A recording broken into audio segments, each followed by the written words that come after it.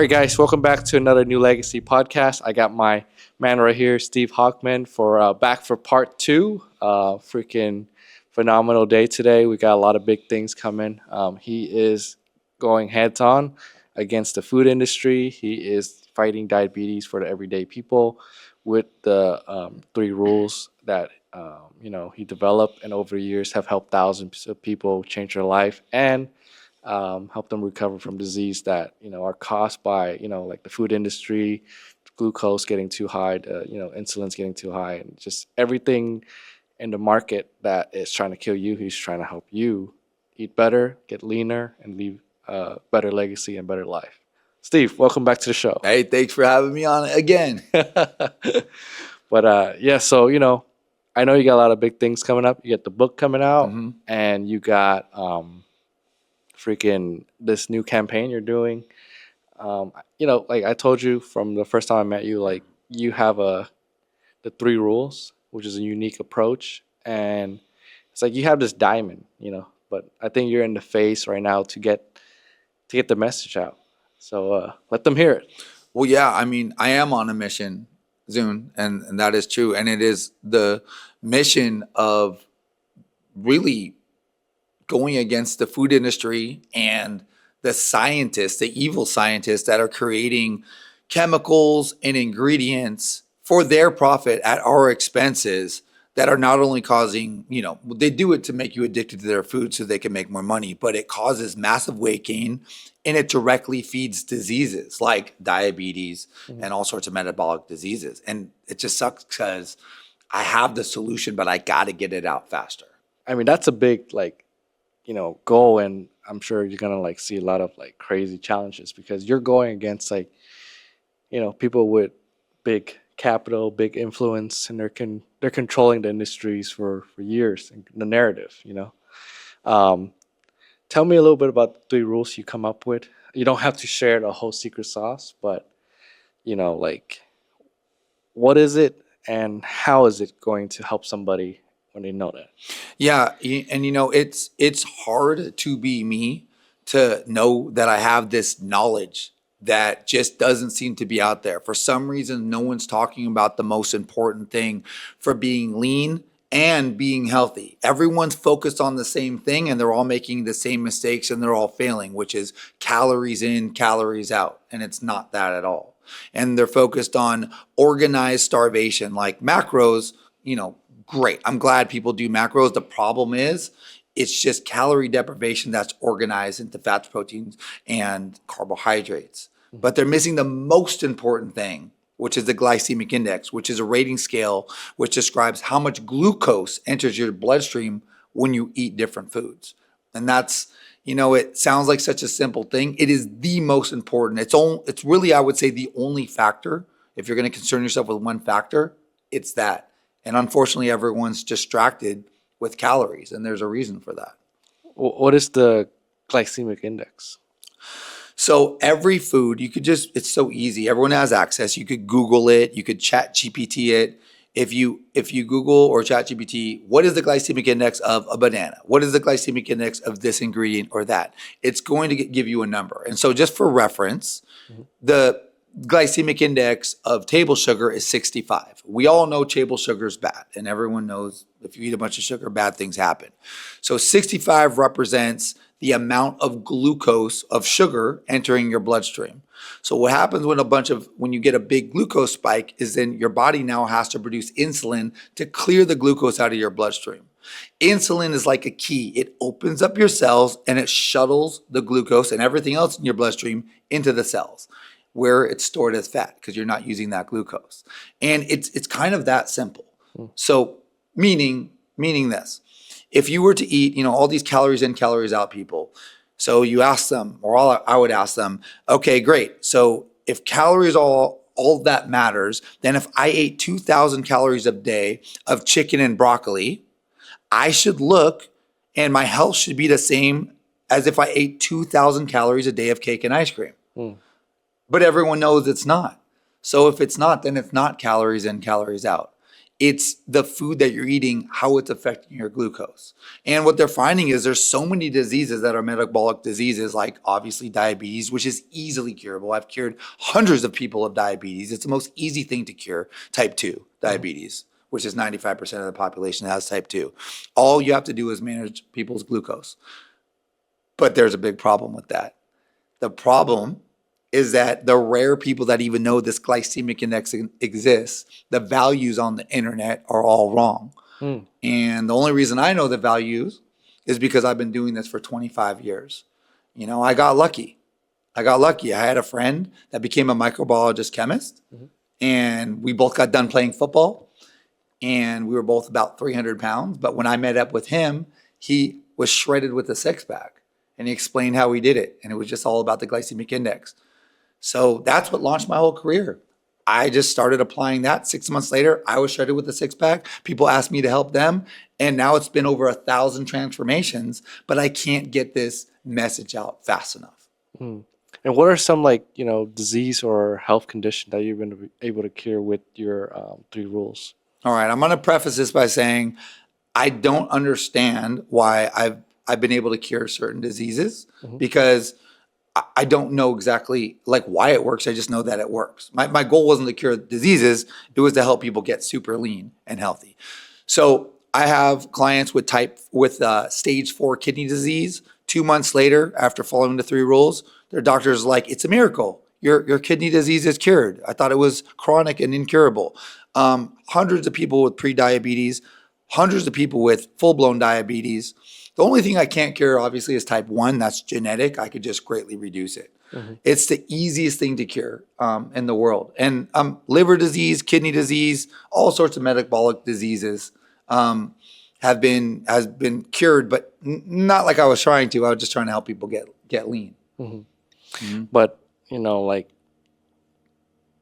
biggest thing is the glycemic index, and I think I feel like the reason why it's not that well known is just because it's kind of like a complicated topics for a lot of people.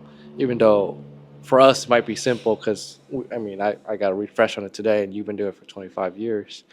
Can you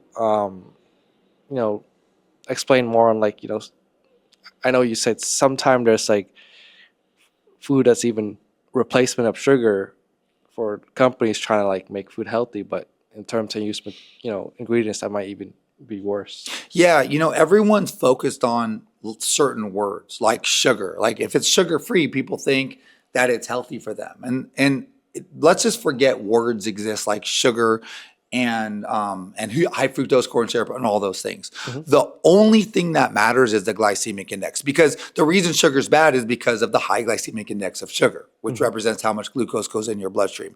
So for instance, there's all sorts of starches. So there's a lot of sugar-free foods that have modified wheat starch, maltodextrin, potato starch, tapioca starch, cornstarch, dextrose, and all these values on the glycemic index. Remember, table sugar is 65.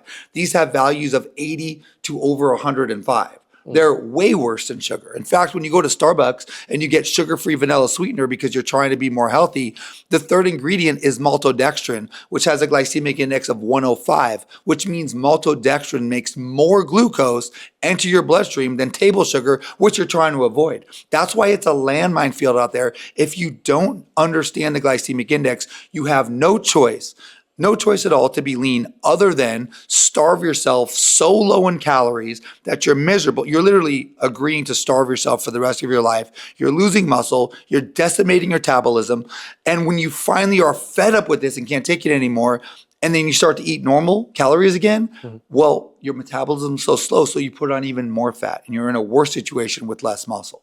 There's only one solution, and it's glycemic index. Wow. That alternative choice to sugar-free is supposed to be better, but I guess from your perspective and from your studies, it's a trap. It's just another way for them to sell you stuff. Well, if you think about it, every year that goes, every year that goes on in the calendar, people get more unhealthy and more obese. Right now, there's 73% of Americans are overweight, and it's going up and up. Diabetes is going up. So if our knowledge is getting better, if technology is getting better, why is health getting worse? It's because the scientists from the food industry are getting better at making more ultra-processed foods, more hidden ingredients, because everyone's focused on calories. Everyone's looking this way. The scientists are going this way, and they're making these highly addictive foods. They're not trying to make you fat and unhealthy. They just want you to be addicted so you buy more food so they make more profit. That's what they get paid for. They're very smart. Unfortunately, these high glycemic foods that are very addictive make you gain weight and make you metabolically unhealthy. So for the food, like let's say you're trying to stay within your 3 rule and eat like the food that I want or something like that. Like am I still able to eat the food I want, or it's like, am I just screwed forever? No, you could substitute almost any high glycemic ingredient with an alternative low glycemic ingredient. So for instance, today at my house, we made chocolate lava cakes. So it was 3 ingredients were the base ingredients. It was egg, almond flour, and protein powder. Everything had a glycemic index lower than 10. Basically the same glycemic index as broccoli. So we made it in the microwave. And then what did we add on that? We added chocolate syrup that was sweetened with all natural stevia, which has a glycemic index close to 0. And then on top of that, we put a little bit of peanut butter, which had a glycemic index of about 5, all lower than broccoli, very, very low. And then we made like the sugar-free stevia sweetened maple syrup, 0 chemicals in any of this stuff. And it's amazing. We had real chocolate lava cakes with maple syrup, chocolate chips, chocolate syrup. But these chocolate lava cakes, I call them fat shred ones because they make you lean. It's all about the glycemic index. It has nothing to do with calories. Wow. So do you have like recipes and stuff that you share with your clients here and with people on like certain food or certain like way to make healthy alternative? Yeah, it's my favorite thing to do. I mean, it's just a lifestyle for me. So like, there's tons of anything you could think of. I eat 3-roll pizza, chocolate lava cake, cheesecake, cookies, nachos, anything that you could pretty much think of, I could make and I eat on a regular basis. It's the most least restrictive, most healthy, most effective way you could possibly eat that no one's ever heard of. No, I mean, I haven't heard of anyone eat the way you eat. It's just a lot of like, meal prep, calorie cutting, and just standard traditional stuff. What do you have to say to those people that might be challenging your philosophy and your 3 rules?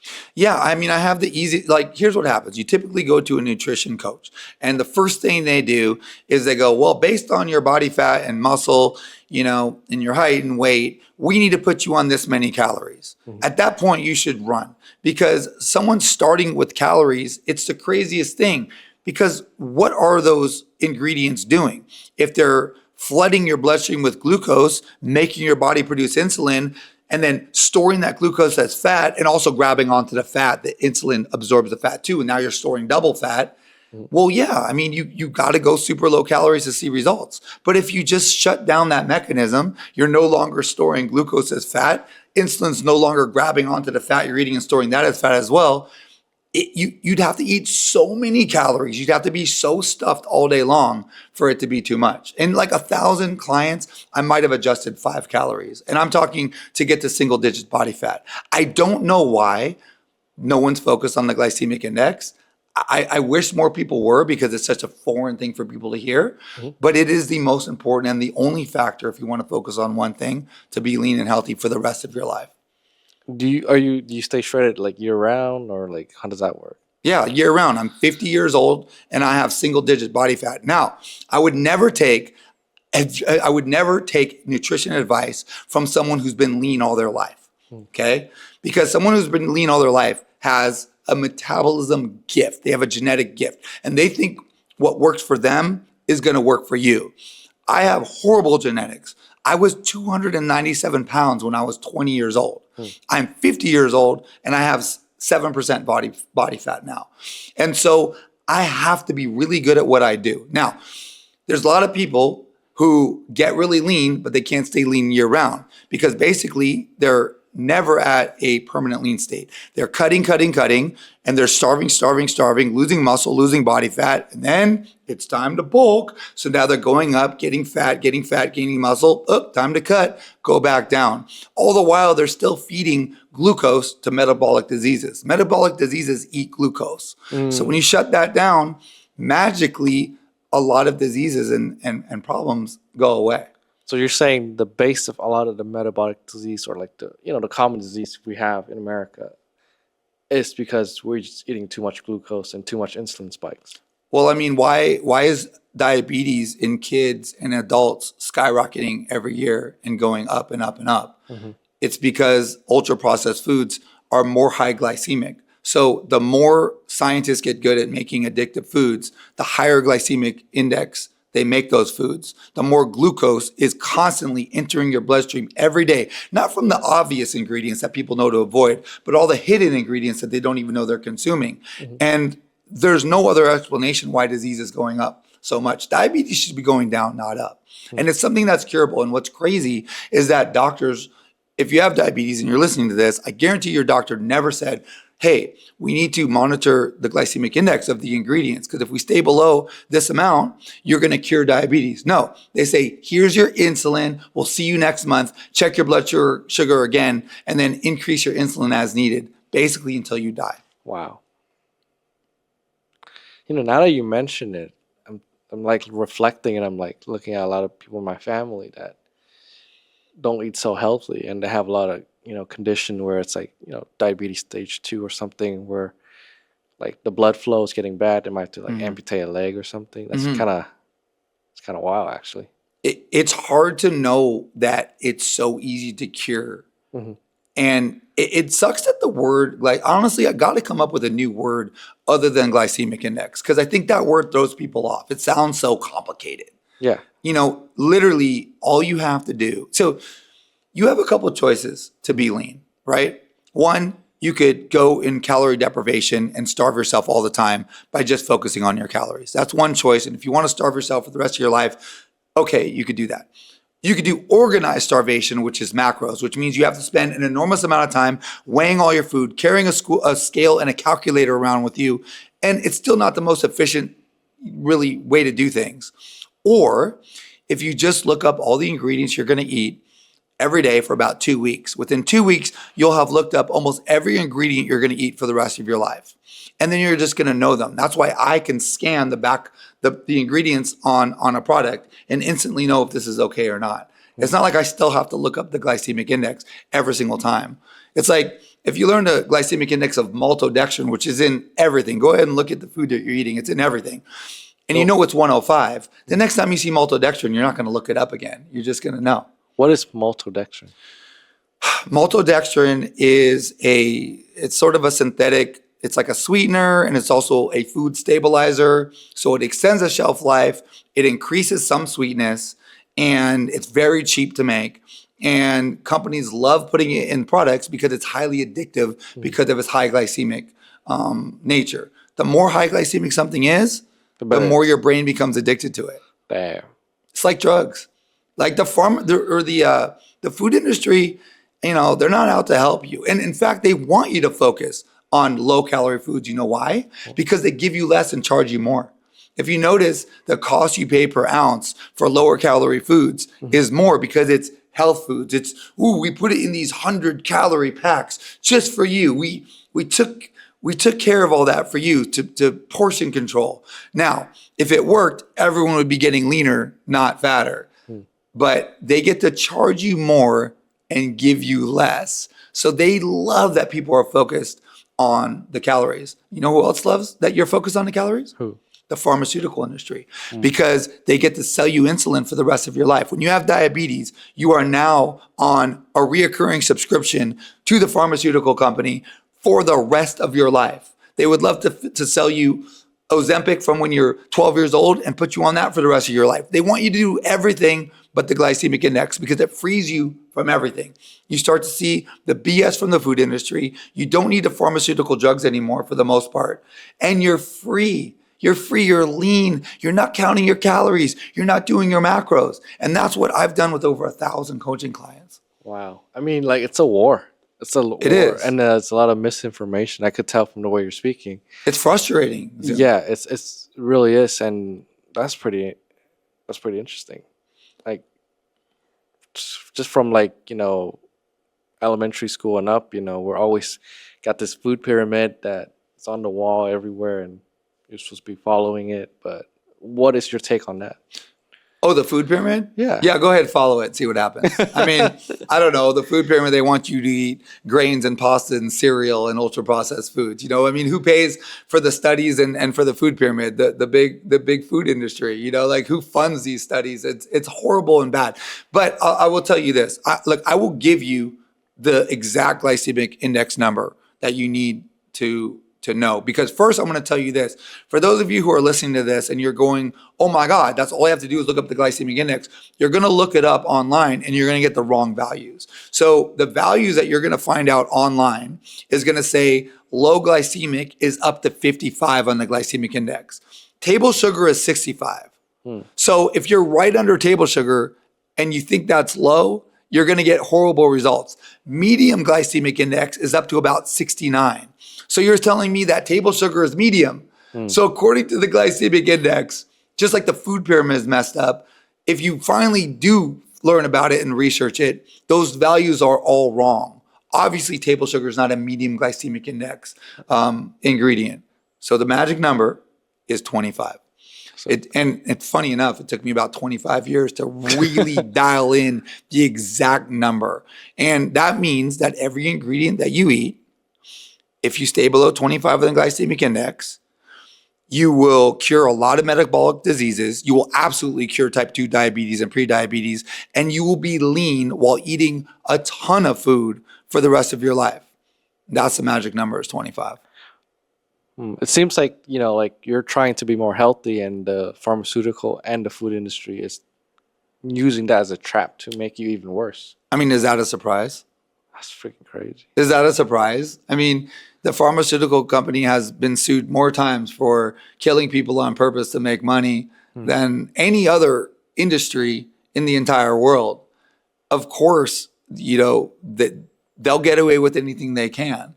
And so will the food industry. They're not out there to help you. They're there to make a profit, and a profit for their shareholders. Damn.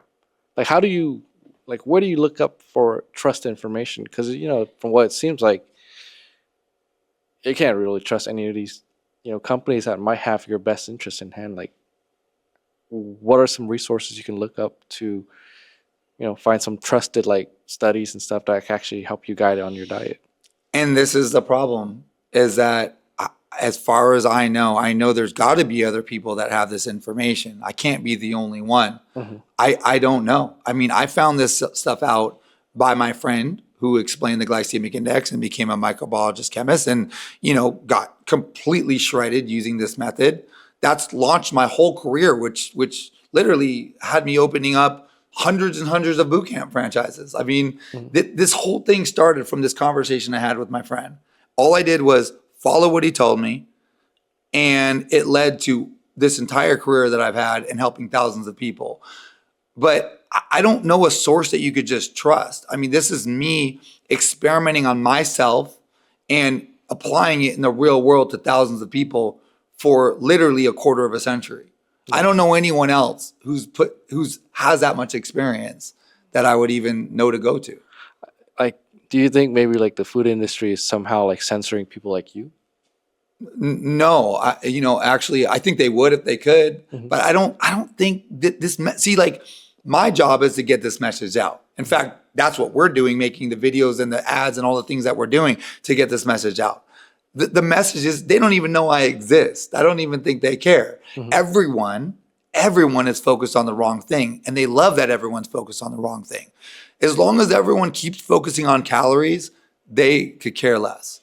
So yes, if this message starts getting out, if let's say some big celebrities come on my program and get crazy results and all of a sudden now it becomes high profile, yeah, maybe there will be some big time resistance from the big pharma and big food industry. But for right now, this is just a guerrilla warfare right now. This is just person to person, fighting one battle at a time, curing one person at a time, helping one person at a time be free of being overweight, being lean, and just really being healthy. Yeah. Talk about your book, because I know you've been working on it since the last time we met. Like, tell us some exciting stuff that's coming out for you. Yeah, I've been writing a book for a year and a half. It's called The Three. So my food method, my eating method is called The Three. I have 3 rules. I'll tell you the 3 rules. Rule number 1, stay below 25 on the glycemic index. Rule number 2 is you don't combine carbs and fat in the same meal. So what does that mean? I redefine what carbs are, because if I say cut your carbs, you're thinking about getting lean, right? Well, table sugar's a carb. The macronutrient of table sugar is a carb. There's no fat. There's no protein. Broccoli's a carb. There's no fat. There's no protein. But they do very different things when they get in your body. So I only call carbs anything over 25 on the glycemic index. And then rule number 3 is strategic carb timing. You do need fruit and carbs and things that are over 25 on the glycemic index. So right after you work out is the optimal time that you need that stuff, because that initiates protein synthesis, and that's very important, because I don't want you to think you could never have this stuff. You could have it every day. You just got to earn it with your workouts. Oh, damn. That's good. That's good. That keeps you consistent. That keeps you want to go to the gym. 100%. It's great. It's a whole different, it's not just like a diet. It's like a whole lifestyle you got to work around. Well, yeah. I mean, it is a whole lifestyle, because I'm a parent, right? And as a parent, I love like other parents, we love our kids more than anything. But you can't give that which you don't have. So if you haven't solved the problem you have, if you're overweight and unhealthy and you have pain because of it, because it sucks, well, how are you going to teach your kids to be healthy? You're only going to teach the kids what you know. So it is a lifestyle. It's part of your lifestyle. It is your job, parents, to learn this information, to learn nutrition, to learn what I'm telling you right now. Because my kids know the 3 rules and follow it. My 4-year-old isn't addicted to sugar and processed foods because he doesn't eat that stuff. So he loves just wholesome, healthy foods. But what are parents doing all the time? They're feeding their kids the worst ultra-processed foods, the same foods that are causing problems with them. And, when I drop my 4-year-old off at preschool, I see overweight parents. You know what I see right behind the overweight parents? What? Overweight kids. Damn. It's scary, man. Yep. You claim to love your kids more than anything, but do you?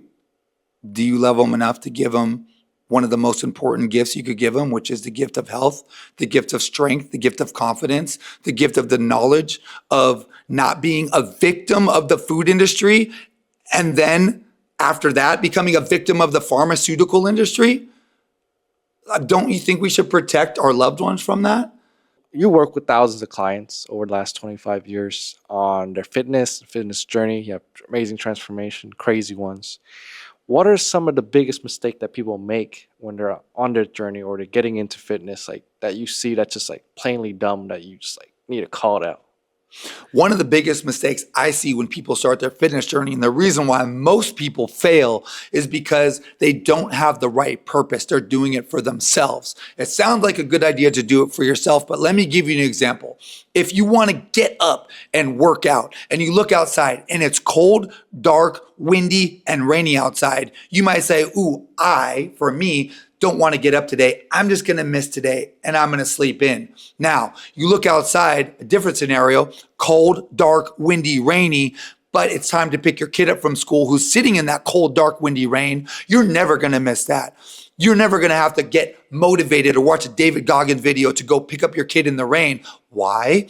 One of them is about you. The other one is a bigger purpose. One of the biggest mistakes I see is people don't link their health and fitness and nutrition goals to a purpose bigger than themselves, a purpose in which they would never fail.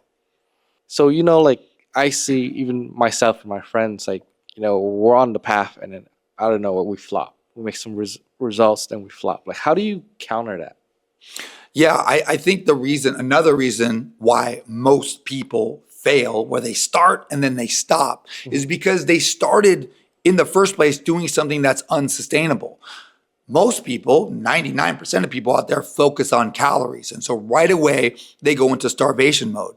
Well, I mean, how long are you going to starve yourself for? Starving is miserable. It doesn't feel right because you're literally dying. You're slowly killing yourself. So every cell in your body, in your survival mechanism, is telling you to stop this.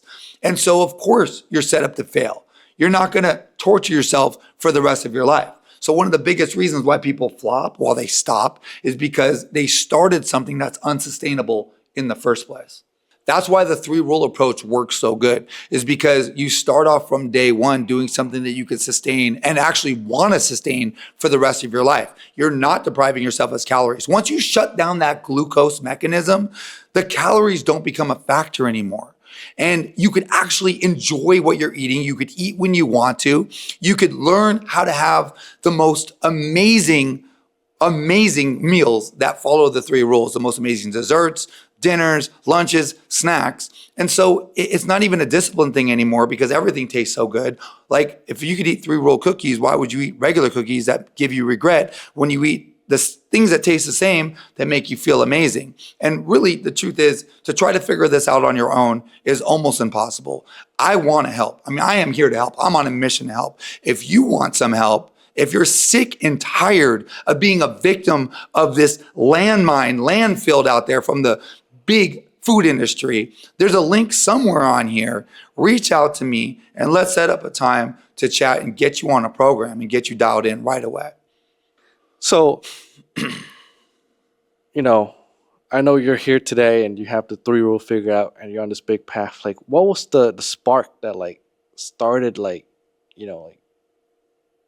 giving you hey, I want to do this. I want to make an impact in the world. Was it a low point in your life, or was it some life-changing moments? Because I know a lot of people that wants to make an impact in the world, it always stem from some type of trauma or some type of situation that they're sick and tired of. What was yours? I grew up just really feeling like I didn't, I knew I had some sort of value to give, but I felt like I didn't really have a purpose or know how to do that. And not having a purpose, that is a really bad place to be in your life. When you don't know the exact reason you're here on this earth and you don't feel like you could give value to make it worthwhile that you're here, you start asking yourself, why am I even here? Does it even matter? I grew up, very poor. I lived in a car my senior year of high school. I had, a disease called Tourette's syndrome as a kid. Somehow I was able to grow out of it or will it to go away. And it wasn't until I transformed myself and saw the value in what I did and how it changed my life. And then I didn't set out to help people. Someone just saw what I did for me and asked me to help them. And I did it and I saw how good it felt. And then I helped another person and another person. Before you know it, it was over 100 people in 6 months. And I realized right then, this is my purpose. And that emptiness and despair I felt, that being lost in the world of why am I even here? Does it even make a difference? I knew I'm here for this reason. And that's why I'm doing this. And that's why I will never stop. What are some low, you've been in this industry for years. What are some, ups and downs that, when you're oh my God, I could have broke me or something. How did you foster the mindset and the willpower to get through those? Yeah, I've had a few definitely a lot of low times. One of my low times was when I created a worldwide franchise. And like I said, I came from such humble beginnings that I grew so fast. And I was actually online, on social media, 15 years ago. And I started coaching people all over the world in business, helping people, by growing my franchise. And to be honest, the success kind of got to me. And I'm just being honest with you. I wasn't ready for it. And my ego started getting too big. I started really losing who I even was. And I walked away. It was one of the lowest points of my life where I just didn't even know what I was doing anymore. I got lost in it. And that's why I have a lot of empathy for people that become successful really, really fast. I just put my head down.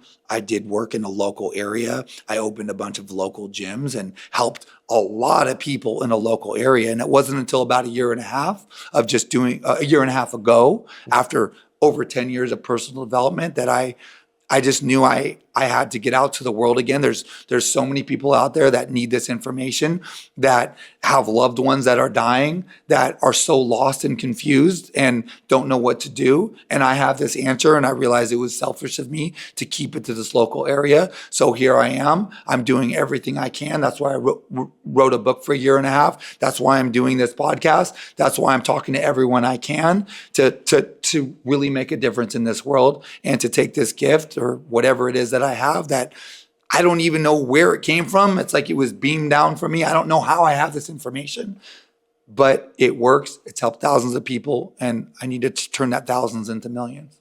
I mean, I have a couple other stories of like really low points, somewhere as an entrepreneur and somewhere just as a kid.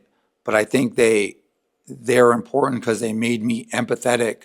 It gave me that rough side, but also the sensitive side to what other people might be going through.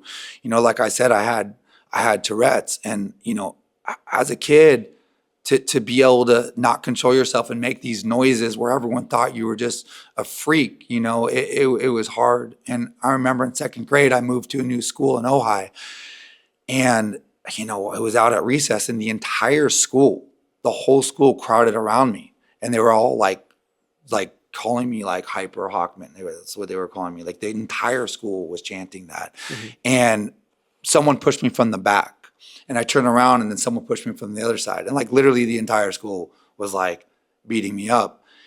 And, like the reason why that makes me like emotional right now is like, I think about if that happened to my 4-year-old, like if he came home and that happened, like, I don't even know what I would do. I would feel so bad that he went through that, and at the time I was so angry. I didn't understand why this was happening to me, like I didn't get it, but I know that there was a purpose for that. There's a purpose for everything. And that purpose gave me a perspective, and it gave me a way to really relate to people and to understand, to have that tough love with people, but also have that empathetic, sensitive side. And I think it actually turned me into a really good coach. And so I'm glad that it happened, but I hope nothing like that, like ever happens to my kids. Wow. I mean, that's freaking insane. Yeah. I mean, you're like a tough, strong, like big dude, but I mean, I saw the way you interact and coach with a lot of the clients here today. You're very protective of them. Yeah, I mean, it's like my coaching clients, they're like my family. I mean, when someone comes to you for help, mm-hmm. First of all, they have to really humble themselves. It's hard to ask for help. It's difficult. And there's a lot of trust. They're trusting me with their health. They're trusting me with the most valuable things they have, which is not only their health, but their ability to be there for their family through their health, and to teach their family what they're learning from me. Mm-hmm. So I don't know, for me, it's like they really are part of my family. And yeah, it's a very special bond with coaching clients for sure. As an entrepreneur, I've had, I had a really hard thing happen. I had a manager that managed our biggest fitness location, $1 million location, and she started stealing money.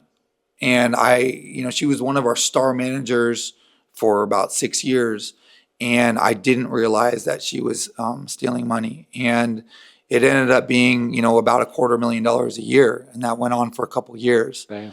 And that was hard. It was hard. It actually took us to a point where it was hard to make payroll for a minute. So I went from being on top of the world to like, oh my God, how am I going to make payroll? And the way I got out of it, what I had to do was I had to pretend that everything I wanted to accomplish already happened. You see, when you start putting out the energy of what is happening now, your world reflects what you're putting out, you're getting back. So every day I'd have to wake up and I'd have to picture what I wanted and what I was creating, what I was recreating, as if it already had happened. You know, when you walk in with the energy of already accomplishing everything you want to accomplish, you get back a different energy because you're putting that vibration out. And I had to fake it till I made it until I made it back on top. And and that was a great lesson for me to learn. And again, it was another situation where going through that put me in a position to help other entrepreneurs. You know, the more struggles I go through, it's always like, oh man, there was a reason for that because now I got to help this guy. I have to solve the problem for me so I could solve it for them and give them the solution. So again, everything in my life has always happened for a reason. Wow. And like I even experienced a lot of that with my my business growing, and a lot of people are, I work with on board, off board. It was hard to deal with, like, some star player get on and leave, stuff like that.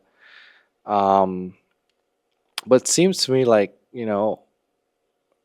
like you always, you know, trust but verified. A lot of time, like, I don't know, I'm a pretty giving person, so a lot of time, like, I would give, or whatever, help somebody, but then a lot of time when I needed help, they were gone. Like, did you have any, like, incident like that?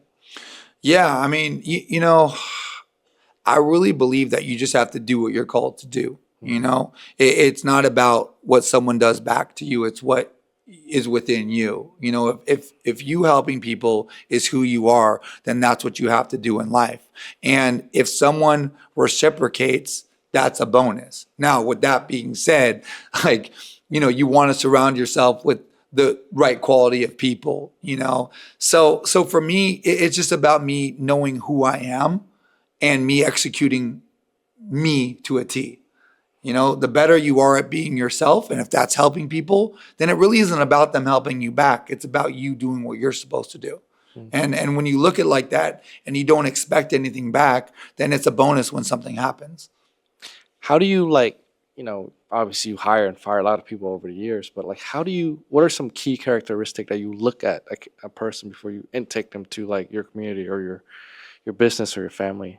Yeah, interviewing people is definitely a skill that you get really good at. Hmm. So, one of the things that I look at is that someone actually took some time to know about my company. Mm. And it's funny. I was telling my daughter because she was interviewing. She wanted to become a manager at a coffee place, Mhm. and I told her, "Okay, here's what you have to do. I want you to research this coffee place, find out who started it, how it happened, what their vision is, and I want you to find out what they need that you could help them with to bring value." And she ended up meeting with the owner who has 4 locations, and she said, "It's amazing that you started this. And how did you have the vision to do this?" And the owner was so shocked that she knew that he couldn't talk. He couldn't stop talking about it. Mhm. And now she's in a position where they want to hire her on as a manager. And it's like, if you want to separate yourself as when you're doing an interview, or if you want to interview someone and find out who the best of the best is. If someone didn't take time to learn about your company, all they're looking for is a job. You don't want people that are looking for jobs. You want people that are looking to make a difference. You want people that are looking to make an impact. And how are you going to select a place to work if you don't even know anything about it? Those people are just looking for a paycheck. The last thing you want is someone looking for a paycheck, because those people will work the least amount to get paid and not get fired. And that is the opposite of what you want. So you could always screen someone by knowing if they've looked into your company. Like, if someone wants to work for you Mhm. and they show up and they don't have any questions for you Yeah. and they don't know anything about your business, don't hire them. Mm. Like, don't hire them. They're just looking for a job. And someone who's just looking for a job is just going to do the minimum to keep their job. Yeah. I mean, I don't know how to explain it to you, but, like, I'm kind of, like, gaining some popularity in social media and stuff like that. I have tons of people DMing me every day begging for money. Tons of people DMing me asking for opportunities. I'm just kind of new to it. I'm just You like, want a oh, tip? yeah. Okay. Have a little have a little wild goose chase for them. So I was trying to hire when I hire an assistant and I put an ad out for an assistant, it'll be something like, hey, you have to find on YouTube a video, and I'll give them a hint, and the video will give you more instructions. And then the video, if they find it and they have to search for it, they have to really look at the hint. The video will give them another thing to do, and they have to complete a bunch of tasks in order to get an interview. So they have to prove to me that they're efficient in doing certain things, that they have intelligence and they have determination before I'll even interview them. I would never just interview an assistant off the bat. I would make them work for it, and I'd make them prove themselves to even make it to the interview. Yeah, it's freaking crazy. How do you deal with the new generation right now? I mean, with the I don't know, with the new generation, everyone's so entitled and they want to do so little, but they want all the real results. You know, like, what's your perspective on that? My perspective is lead by example. So if you're the business owner, you need to show up before everyone shows up. You need to leave after everyone leaves. You need to outwork everyone there. You need to set the bar so high that you're leading by example. I think a lot of business owners complain about this generation, but then you see the example that they're setting. You know, as an owner, you're also a leader. And if you have great leadership, you could pull out the greatness in people. And sure, maybe some kids are entitled to this and that, but it also comes down to leadership. So passing the blame onto someone else, right there, that's a horrible leader, because you're not accepting responsibility. The buck stops with me. I take ownership of everything that happens in my business. If someone's not performing and they seem entitled, that's my fault. It's my fault because I didn't lead them right. And if I lead them as best as I think I can, and they're still acting that way, it's my fault if I don't fire them. So everything's my fault. I would never say it's this generation. That's an excuse for poor leadership, in my opinion.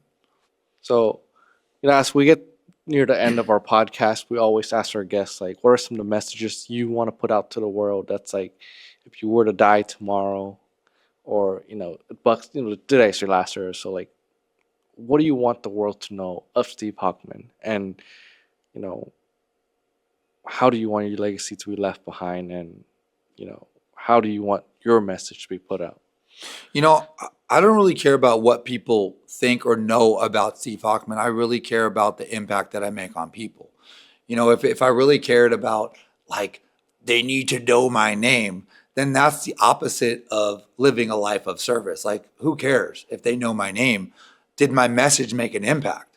Like, let's say you die and go to heaven and look down on earth. Do I want to see a bunch of people saying, Steve Hochman, Steve Hochman? Or do I want to see the effect of the effort that I gave to other people? Do I want to see, wow, look at this life. Look at, you know, I was looking during boot camp today when we were doing all those testimonials, I was looking at people and I was like literally saying like, wow, man, I remember this person was struggling for so long, and look at them now. Look at like, they're actually so happy. They're the person that they wanted to be. Like, I don't need them to know my name. I don't need them to say, oh, Steve, help me. I know what happened, and I'm seeing them, and I see that I've made a difference. So all I care about is that I made a difference, not that someone knows my name. But with that being said, I mean, you really should look at your life from the end backwards. It's not about what people think of you. It's like, what do you think of you? Did you hold back? Did you hold back in your life? Are you gonna, when you're on your deathbed, are you gonna have regret of the things you didn't do? Man, I always wanted to do this, but I don't know, I just wasn't confident, so I didn't do it. Well, you know, one thing that we all have is a finite amount of time. And once that time's up, that time's up. And I imagine that when you're getting close to the end, like, the worst thing that you could possibly have is regret. I don't know anything more scary to me than regret. Looking back on my life and going, what if this, what if that? You know, I understand not everything I do is going to be successful, but gosh darn it, I don't want to look back and say, what if I tried? You know, and then the other thing is that I would say that I think is that right now, you know, we're about to go into a new year and everyone has these goals. 2025, here's my goals. And a lot of people get really specific. I want to make this amount of money. I want to lose this amount of weight. But I think people overcomplicate their goals. And I think that's why a lot of people don't achieve them. I have two goals two goals, and it's not for 2025. It's for 365 days of the year. My goals are this. Goal number one, the things that I regret, I want to delete and decrease. The things that make me proud, I want to increase. And, in order to identify what gives you regret, it's great to journal. When you do something that you regret, maybe you oversleep, didn't work out, maybe you cheated on your diet, maybe you didn't do the work that you were supposed to do, write it down. At the end of the week, see those patterns. And once you see a pattern and identify them, delete the pattern of regret. And if you can't delete it on your own, get a coach, get someone that's an expert in doing what you want to do. The more things that you could delete that give you regret, and the more things that you could increase that make you feel proud, the more successful and happy and meaningful your life will be, period. Wow. What kind of advice do you have for, kids in their 20s right now, like starting out their life? Like what are some things you would have said to your younger self, when you're trying to come up as an entrepreneur? Yeah. I think I really do bring it back to the same thing. It's kind of the same answer, bro. It's kind of the same answer. When I was in my 20s, if I just took a minute to identify the things that were holding me back, instead of doing it again and again and again and then wondering what happened, if I was more in tune with my conscience. So your conscience is that feeling inside your body that either feels good when you do something or feels bad. So like sometimes the dessert comes at dinner and you're like, shoot, it's in front of me. I'm going to eat it. Oh, it feels good. But then you go in the car and the last feeling you have is a bad feeling, a feeling of regret. I don't think anyone should say that I like this. They should say how they feel afterwards. That's the actual feeling, not during. Do you still feel good afterwards? If you still feel good afterwards, it aligns with your conscience. So I would tell my younger self, identify everything that doesn't align with your conscience. Those are the things that you regret, and either delete them yourself or find a coach, find a mentor, find someone that could help you delete those things. It's so simple that it's almost overlooked. If I could talk to my 20-year-old self, I would say stop focusing on the what. The what is like the car that you want to get, the body that you want. And I know that sounds weird coming from a guy that's a fitness guy, the money that you want to have. Don't focus on the what, focus on the who. Because if you focus on the who, the person who has the discipline to work out, the person who has the courage to go after what they want in business, the person who you are proud of, you're going to look like that person. It's not about the what. Like you could take a drug, you could take something like Ozempic and lose fat, but you're still the person who can't control themselves. You're still the person who you're not very proud of. So I would tell my 20-year-old self, anytime you're focusing on the what, switch it to focusing on the who. So, I guess for this year, a lot of people, with everything going on in the world, in America, there was a lot of uncertainty, and a lot of people struggle, I guess, the back half of this year financially. I, I ran across America. I was kind of isolated a little bit. We did really well in the beginning of the year, and everyone I remember was doing really well. And then when I got back, I was like, what's going on? Why, half the people that I was talking to, doing business with, half of them disappeared or fell off. And I was like, that's insane. I'm just not going to give up. Like for me, I'm going to keep going regardless, regardless of what happened, I'll keep going. But it's just to see that, it's freaking like, wow. Like a lot of people I looked up to, they like fell off. I'm like, oh shit. You know what I'm talking about? But how would you help somebody that's in an uncertain place and they're going through it, and a lot of people out there are, I mean, I don't know, this year a lot happened, and some people could be suicidal. Like what are some like advice you would give people to like weather that storm that they're going through, that they're like, oh man, I might not make it, Well, when people are thinking about being, suicidal, or, I'm not going to make it, they're really thinking about themselves. And I would tell that person to find your purpose and to have your purpose be something bigger than yourself. We always get in trouble when it's about us. At least I do, or I did. And when it's about you, like, then it's about what you want. So, oh, I want to eat that cake or that dessert. It's about me. But if I'm thinking like, man, I'm leading these people, and if I'm doing this, then how am I going to help them to do the right thing?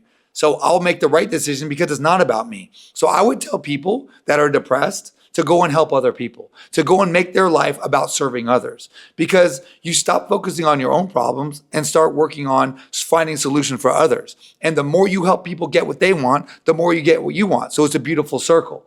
And I think that's the biggest thing. Stop focusing on yourself, create a purpose that's bigger than yourself. And that purpose, you might not know what it is. So maybe it's just to provide the most value to others. So how do you provide value to others? You have to be the best in all the ways that you want to provide that value to others. So you get your nutrition on point. You get your fitness on point. I would start with that. That cures a lot of problems. A lot of depression is cured by just being healthy and being fit. And then when you're being healthy and fit, well, shoot, you got nothing else going on. You solve that problem for yourself.